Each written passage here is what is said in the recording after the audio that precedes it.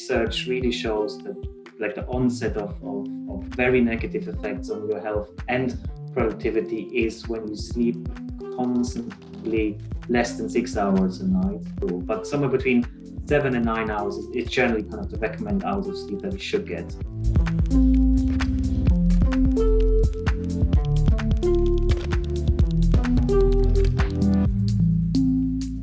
If you have really high job demands, a lot of stress, long working hours, that has a negative effect. People feel obliged having to check their work emails just before sleep.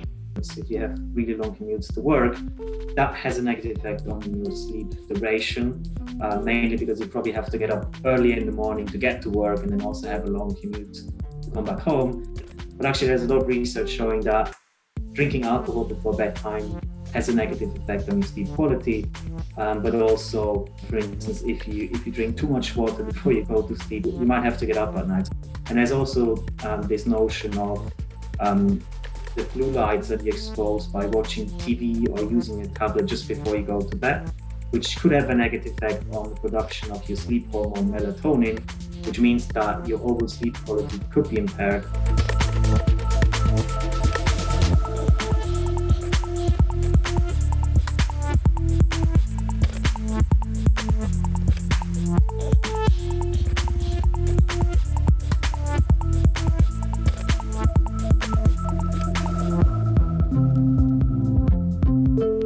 So we looked at Canada, the United Kingdom, the US, Germany. We find that on average, a country loses per year between about 1.5% up to 2.9% of its GDP every single year because people are not sleeping enough.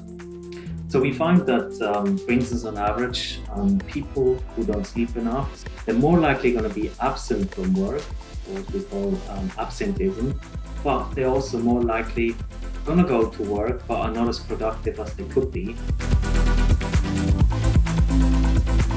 But there's also the long-term component. So we know that if you don't sleep enough and not well over a long period of time, it's associated with the onset of certain conditions such as Alzheimer's disease, cancer, or heart disease.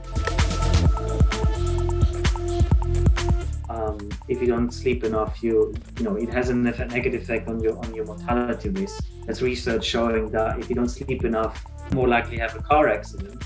With some research showing it's almost to the same level as driving under the influence of alcohol. They always think about, I shouldn't drive a car when I had under the influence of alcohol. But actually, if you didn't have a good night's sleep, you potentially put yourself equally at risk.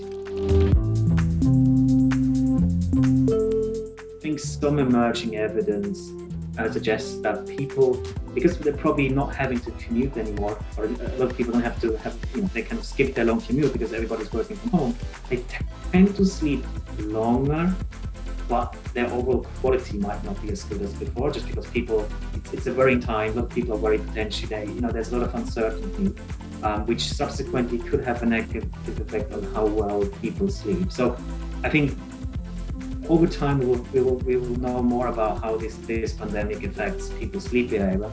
But I think some emerging evidence is suggesting that's probably not too beneficial for it.